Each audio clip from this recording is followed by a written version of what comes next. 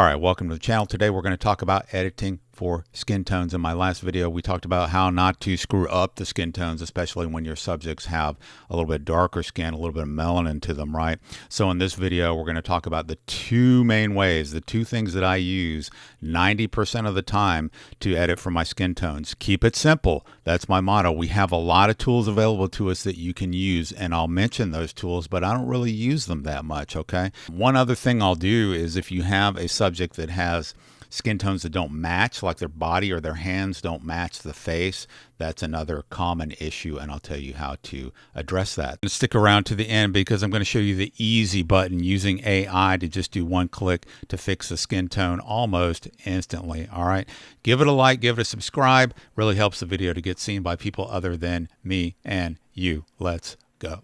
All right, first tool. Out of the two tools that I'm going to talk about that I use 99% of the time, number one is white balance. You need to have your white balance correct. You need to start from a good color base. Okay, so other than getting your exposure correct when you go into your editor, the first really coloring tool you're going to reach for and make sure that you have correct is white balance. Do not even consider going to HSL, which is hue, saturation, luminance, or color grading, or any of these other curves or any of these other color correction tools until your base is correct, and that's your white balance. Okay, so in this shot, this is the easiest scenario. The white balance was probably set to auto. This was from 4 or 5 years ago. I don't remember. She's in the shade. It's a natural light shot. Probably the easiest scenario you can deal with. Hard to screw up the skin tones in that scenario.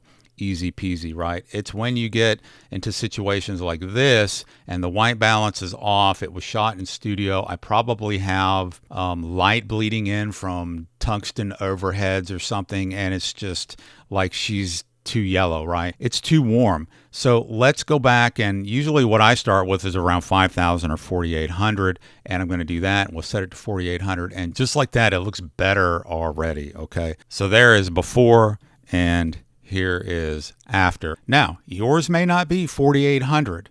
This is just an example from my photo. You need to play with this slider. Before we had it, it was around 6,200. It was too warm. If you feel that yours is too warm or even too cool, play with the slider until the skin tone improves. In this case, around 4,800 for the studio shot was pretty good and improved it considerably. Okay, so now that we have a good base for the skin tone, we're going to reach for my second tool, and that is HSL. I use this 90% of the time for color correction, right? Hue, saturation, and luminance. And most of the time, I'll start with saturation. Make sure you're on saturation to start off with. Orange is going to be the operative color for most skin tones, okay? And we're going to, of course, there are some reds, right? You can adjust these and see how much they actually affect the skin tone, right? And you'll see the lips change too, so we don't want to do that. But yeah, there's some reds, but not a lot, right? It's real subtle. There's some there, but it's mostly like in the lips, okay? So we know that's not our primary operative color here. It's going to be orange most of the time. So look, if I go all the way there, now we're in Oompa Loompa land, like I like to call it, or we go back here and we've totally desaturated everything. So look at that. That orange is our operative color. Now, if we start from our good base here, and I think it's still maybe a little bit too golden, we can bring the orange back. Usually I say about -10. And now we've got a color that is much more, in my mind, acceptable compared to the yellow skin that we had before. So in this HSL, what else could we look at? Well, you can look at the hue. Again, orange is going to be the operative color, and if you bring her to the right, you can make her start, we're back where we started almost. She looks sick or too red. So that's actually something to notice there. Let's set it back to 0. We could actually bring this down to -5 and give her a little bit of red to the skin tone if we wanted to as well. I like that. If you think that your lighting kind of whitewashed the model a little bit, you can use the luminance tool, take that orange, and you can make them darker if you want to. In this particular image, the orange is impacting the background, so it looks like it's impacting the entire image. But if you looked at an image that maybe had a white background, this orange is going to just make the skin look a little bit darker, right? So you could bring the luminance down. That's just in simple terms, how light or dark the orange color is in the shot, okay? Now, if you find that you're sort of losing your frame of reference, you've made so many changes that you just don't even know if you're coming or going. You don't know if the tone's even close or not. What you need to do is just walk away for a while, go edit something else. Or if you don't want to do that, what I like to do is just go down and pull the saturation of the image all the way back. Look at this in black and white or monotone for a little while, right? Let your eyes reset so that you're not looking at any colors at all. I usually will take a minute and just kind of focus on this image as it is, like this, and then come back and reset it back to the color that it was, and that will reset your eyes. And it's a little trick to just help you do that reset, okay? All right, just for comparative purposes, let's see how these two tools impact different skin tones. Let's go with the darker end of the spectrum, and these to me are usually a lot easier to work with, the darker skin tones like this. The temp is pretty good the way it is. This is a raw file, so I've done a little bit of editing to it, but you know, we can go too blue pretty easily. But her skin tone, I mean, it is impacted, but not to the degree that, say, the other model's skin tone was. And we can go a little bit warm, but it's still not terrible. You know, it doesn't go horribly wrong as quickly with the darker skin, but you still want to have it dialed in, your white balance. So somewhere in this range was pretty good. Now, what about the HSL, my second tool that I like to use? Well, the orange being the operative color. Let's go back to saturation. And yeah, you can give her some orange and it looks fine, right? We're up to 45 on the orange. She looks good. We can go back on it and take the orange out. She still looks good. So you've got, seems like more leeway with the darker skin tones, and they're easier to deal with. So you've got some more like margin for error, it feels like, I'll say, when you're dealing with the darker skin tones. So let's compare to a lighter skin tone. This one will show you in a bit how we match the color. Look, the makeup on her face is not her skin tone. They went a little bit too dark and too yellow with the makeup, and her hand is really closer to her skin tone, and they don't match. So I'll show you how to match skin tones a little bit later if you're interested in that, okay? So what are we going to do here? Well, what did I say? The first thing, we want to start from a good base, right? And we'll just, I mean, to the right is it's already too warm, so we're going to go to the left on the base, right, on the white balance. So we're down to, let's go to 4800, which is kind of my go-to. I try that first, and we're in a lot better position right there. I could go a little bit even cooler maybe, but she starts, you know, we go too cool and she's going to start needing oxygen, right? She start turning blue. So I don't know, somewhere around 4800. It's still not great because it bothers me that the hand doesn't match, but we'll get to that. Okay, so let's go to the HSL. We're better than we were, right? So there's before and there's after. We're starting from a better base, and then we'll go to HSL, and maybe we bring the orange back a little bit, okay? Just like that, to maybe -10, just like we did the other shot, right? And it helps. So there's before and there's after, and we're getting there, right? Maybe we go to the hue and we can play around with the hue.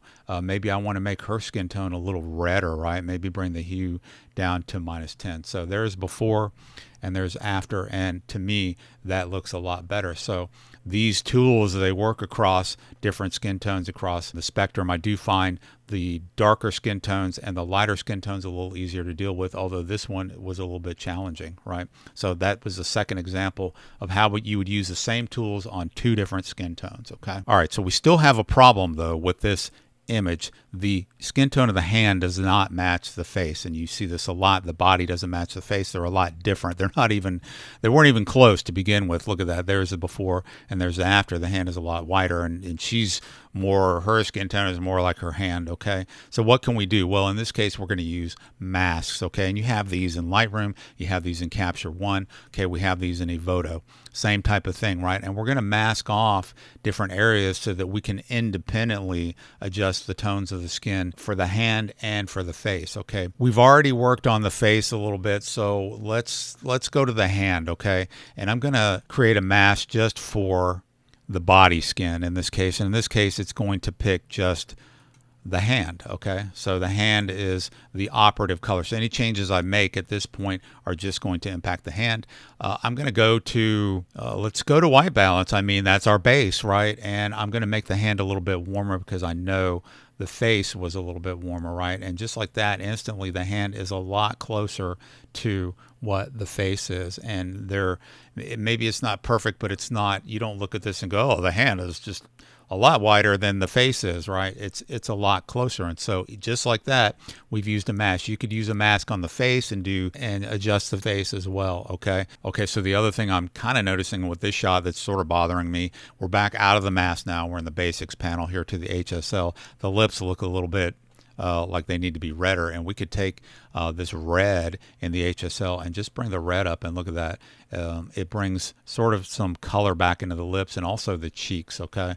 And I like that. It looks pretty good. So just a little tweak there. All right, so while we're here, I'm going to briefly mention some of the other color correction tools that you can use. Like I said, I use white balance and HSL 90, if not 99% of the time, and it gets me where I need to be. I do a lot of volume work. I don't have an hour to spend on each picture using selective color, color grading, and all these other things, okay? But I'm going to mention these just so you know they're available and you can explore them for yourselves, okay? So what else can we use? Well, the other popular tool that we'll use is curves, okay? Now, I use curves a lot, this parametric curve, and I can go in and really fine-tune and tweak my highlights, lights, darks, and shadows with this, okay? So if you weren't aware that this was there, it's a really cool tool if you really want to tweak some of these parameters, okay? But what you can do is click on the red channel, the green channel, the blue channel, and set your curves in here, create some different dots here that you want to. Usually it's the mid to upper mid-tones, and you can really impact the skin tones. You probably want to use masks to impact just certain areas of the skin, like I mentioned earlier. And you can see this is really rudimentary now. I don't really use this tool, but these tones do affect and curves the skin tones dramatically, okay? And so go out and look and see how to use curves to correct your skin tones. I don't really use this, so I'm not going to go into it in depth for you. Just showing you what else is available. Now you also have color grading. Now, just looking at this just, my ADHD can't handle this, okay, guys? I just look at this and I'm like, there's way too many sliders here. I just can't, okay? So maybe I'm a lightweight in this department, I admit it, okay? But this is definitely a powerful tool, I will say, and I have used it before, but I don't use it on the regular. So this is another area that you're going to want to explore, all right? A lot of different options in here to help you with your color grading, all right? Now, coming soon will be levels and selective color in Evoto. I'm not going to go over those because they're not actually out yet. I'm using a beta version. So you do have all of these other options. Now, another tool that I recently kind of stumbled upon, I always knew it was there, but I never really used it for skin tone adjustment, is the color calibration, okay? And this is a global tool, so you won't be able to apply it to, say, masks and things like that. It's going to apply to the entire shot, but you can really drastically and easily actually correct some of your skin tones. Start with the green primary, and I'll start with the light skin model, and then I'll go back to my golden brown skin girl, okay?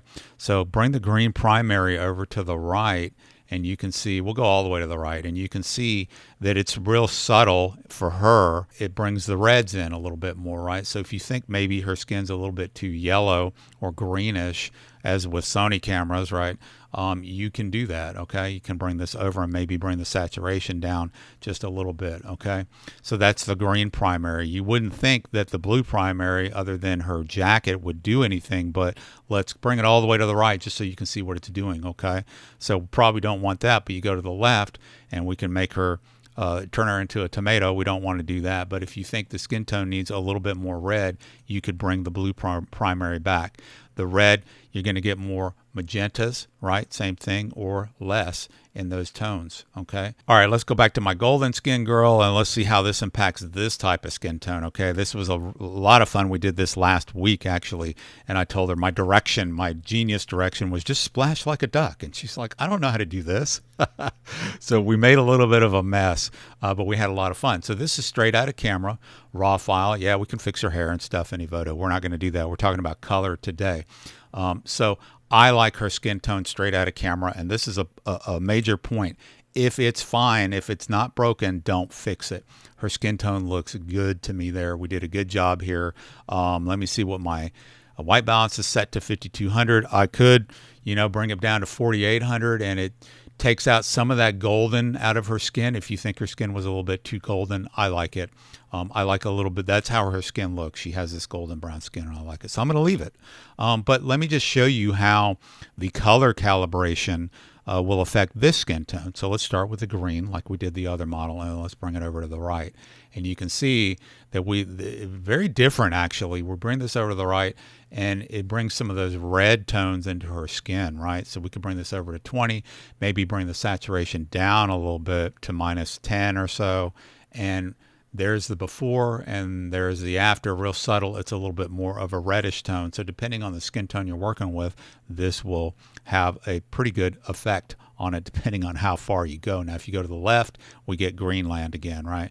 So be careful with these. You can go always, it's easy to go way too far, too red, too green, but if you want to subtly adjust some of these colors, you can. Blue primary is another one. You wouldn't think blue would have a lot to do with skin, but let's bring it to the right, and she's way too green. So in this case, maybe a little bit to the left, and we can add some more reds to the skin tone. If you go all the way over, you see she turns into a tomato. So maybe a little bit to the left. Again, saturation to taste. I could bring the saturation down, right? And it's really going to have quite a bit of an effect, right? Bring it up. So these really impact these skin tones quite drastically. We can bring this to the left. We get sort of more of a purple magenta when we bring this hue to the left of the red primary. So this is just a third tool. I don't know how much I'll use it, but it's a tool for your toolbox, right, to use in addition to some of the other tools that I mentioned. All right, last but not least, if you don't want to use any of these tools and you just want to press the easy button and use AI, let's use Evoto AI. We'll go to the portrait retouching panel, skin retouching, and we'll scroll down to the select skin tone. Isn't this cool? We've got all these skin tones in here, and I like this one right here, this brown one, and boom, just like that. We gave her a little bit of color, and we can adjust the amount. If I want to give her more, I can, just like that. And we've got different skin tones we can choose from. This one makes her a little bit yellow. This one's a little bit darker, right? And like I said, we can pull it back if we want to, and just like that. Oh, and look at this. It's got a temperature slider here right under skin tone. That just goes to support what I've been saying this whole time. White balance is so important, okay? And so we could further adjust the skin tones here with this slider if we wanted to. Okay, so really cool feature. Let's go look at this other model. Let's look another shot of her. Remember, her face was a little bit, the makeup was too dark. Let's pick a skin tone for her. What if we just pick brown? I know she's really white, but we'll pick brown, and didn't quite work for her. Okay, let's go porcelain over here, and boom, look at that. It picked a pretty good color there. Let's pick this one. That one's even better. It's better than what it was. This one looks a lot better, okay? And we can adjust the amount here just to get her. This is really what her skin looks like. It's more like her hands were, right? So we've just taken out some of that yellow, right? That's before and that's after. And look at that. We've just it's a lot better than it was. We could certainly use some of my previous tweaks that I mentioned, but this is the easy button, guys. If you don't want to mess with all that stuff, you got an option here for rosy complexion too. If you want to give her a little bit of red blood cells here and put some red back into her complexion, you can do that too. There's a skin radiance too. It's sort of like a luminance for the skin, right? We can adjust that as well. So easy button, really cool feature. Now, I mean, we've got here, look at the before. Huge difference, right? And so we've got some pretty good skin tone there. Maybe we bring it back just a little bit and give her some color. I made it really white, didn't I? So easy button, guys. What did you think? All right, that is all I've got. If you have any suggestions, comments, ways I can improve, I certainly am not the greatest photographer in the world. I always say that. We can all improve, and I'm just trying to help people here with my videos. So if this helped you, leave a comment, give it a like. If you have suggestions of maybe ways that you improve the skin tones, let me know. Drop them in the comments, all right? Everyone have a great weekend. Thank you for watching again, and have a good one.